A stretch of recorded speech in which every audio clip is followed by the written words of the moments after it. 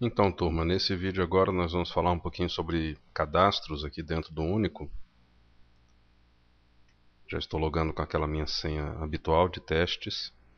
Só que antes de falar dos cadastros em si, eu queria tomar um tempinho de vocês para mostrar uma coisa aqui que acabou ficando nos outros vídeos. É o trabalho do Único com base de dados mais expressivas. Alguns usuários prospectivos usuários têm perguntado como é o desempenho do sistema com bases mais expressivas. Então, aqui nessa lista de produtos eu tenho, veja aqui embaixo, 44.982 registros. É uma base de dados de um cliente que já está usando o sistema. Aí foi rodada uma rotina do banco de dados para duplicar a quantidade de registros, chegando ali a quase 50 mil. Vamos arredondar, desculpe, 45 mil, arredondando o número. Então veja o desempenho da ordenação. Já pode ver ali que ele já ordenou. Aqui de novo, removendo a ordenação, são 45 mil registros. Vamos ver o filtro. Por exemplo, se nós colocarmos ali sabonete, então ele rapidamente já recuperou na minha lista 620, eu noto lá embaixo, que atendem ao meu critério de filtro. Vou deixar o mouse parado aqui embaixo e lá no campinho eu vou digitar agora um novo critério de busca. Vamos colocar, por exemplo, biscoito. Então veja, 1520 aqui embaixo, daqueles 45 mil que atendem o meu critério de busca. E aqui dentro, por exemplo, eu posso colocar em ordem crescente, em ordem decrescente, tranquilamente, preservando o filtro e respondendo de maneira muito ágil, quase tão ágil quanto naqueles testes que nós fizemos e nas demonstrações com uma base de dados mais curtas, né? Se eu clicar aqui no X, eu limpo o filtro de uma vez, ele voltou a trazer todos os 44.982 registros. E um outro recurso que é mais interessante mostrar nessa grade aqui, que está bem carregada, bem cheia, é essa setinha aqui, olha, no canto do cabeçalho das colunas que eu não tinha mostrado ainda para vocês. Qual o propósito disso aqui? É um filtro rápido também, só que específico para essa coluna. Na hora que eu clico aqui na setinha, ele abre uma listagem com as ocorrências únicas dentro dessa coluna. Vamos entender direitinho, vou clicar aqui fora. Veja que tem vários produtos, conforme eu vou descendo ali, olha, na lista, que tem o mesmo preço, 0,010, 1 centavo no caso. Então são vários produtos que têm este valor, está percebendo? Assim como é este o caso, tem outros produtos aqui com outro preço igual, por exemplo, R$3 aqui embaixo, enfim. Na hora que a gente clica nessa setinha, então, ele traz as ocorrências únicas e eu posso submeter um filtro por este valor. Por exemplo, eu quero tudo que custe 39 centavos. Lá está. Ele colocou o símbolozinho de filtro no preço unitário, quer dizer que aquele campo está filtrado. Pelo conteúdo que eu pedi, 39 centavos, todos os produtos que caíram nesse critério de filtragem estão exibidos aqui. Os produtos originais e aqueles que eu tinha dito que dupliquei, para a gente ter mais dados aqui para fazer esses testes e vocês verem o desempenho.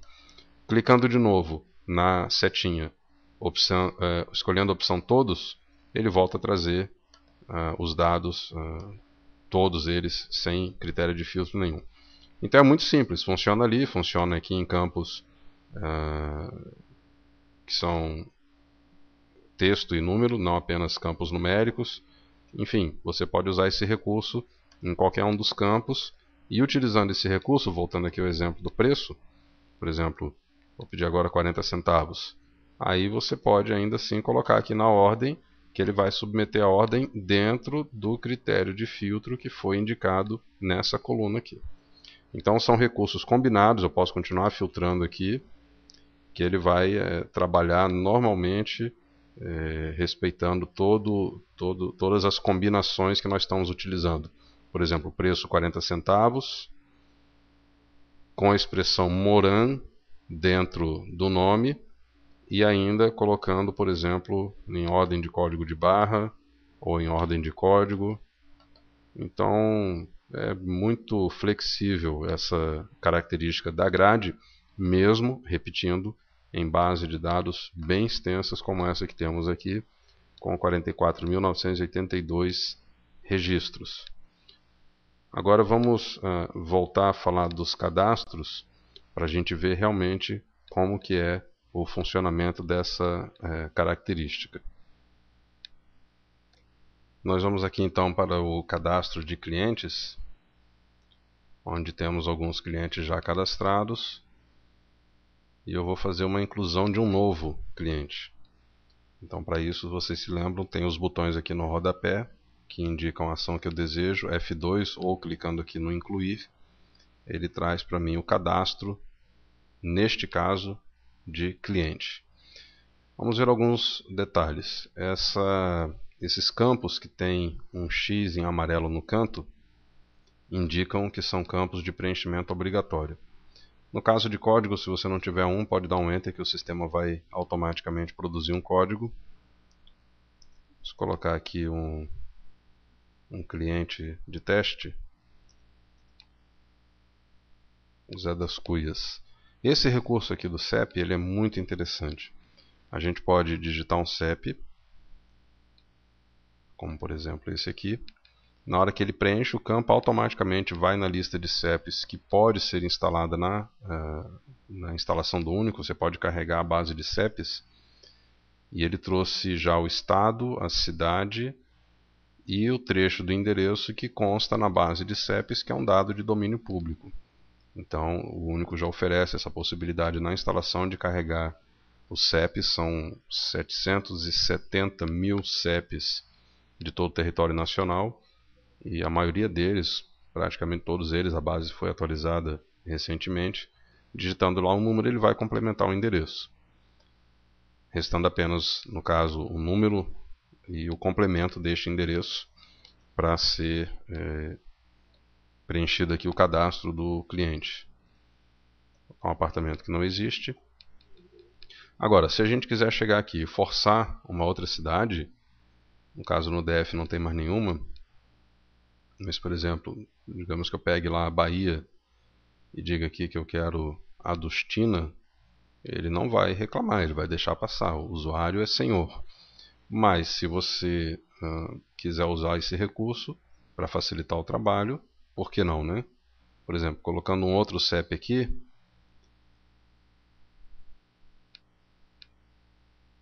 ele não forçou. O CEP é real, ele não forçou o preenchimento de dados porque os campos já estão lá. Mas se nós clicarmos nesse botão, aí ele força o preenchimento em harmonia com o CEP que foi digitado no campinho lá em cima, deixando apenas o complemento. Então aqui a gente pode ir dando Enter. Aqui, se eu disser que é pessoa física, ele habilita embaixo essa aba com dados de pessoa física. Se eu disser que é pessoa jurídica, ele habilita embaixo a outra aba com dados de pessoa jurídica. Além disso, temos aqui fornecedor, celular, fax, e-mail, se houver. Limite de crédito, o sistema possui mecanismos para travar o crédito do cliente quando ele excede o limite, ou para avisar que o limite foi excedido, foi estourado.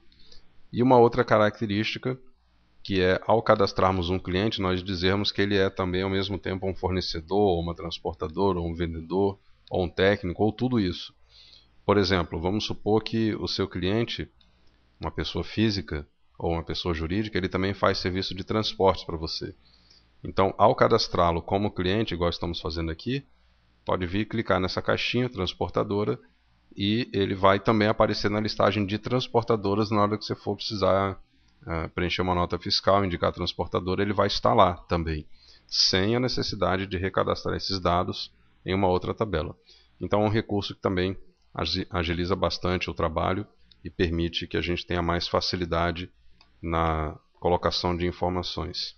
Só para provocar o erro, vou deixar o nome em branco e vou mandar gravar. E ele vai me dar a mensagem de que existem campos com dados inválidos. Por favor, verifique. Já colocou o foco lá no nome para que eu preencha corretamente. Tendo preenchido o dado, na hora que eu mando gravar, então já está ali, ó, o meu cliente recém-cadastrado, o Zé das Cuias. Então, essa foi a tela de cadastros do Único, o sistema que completa a sua empresa. Esse foi o vídeo 4, trabalhando com cadastros, mas tem mais informações sobre cadastros que eu vou passar para vocês no próximo vídeo.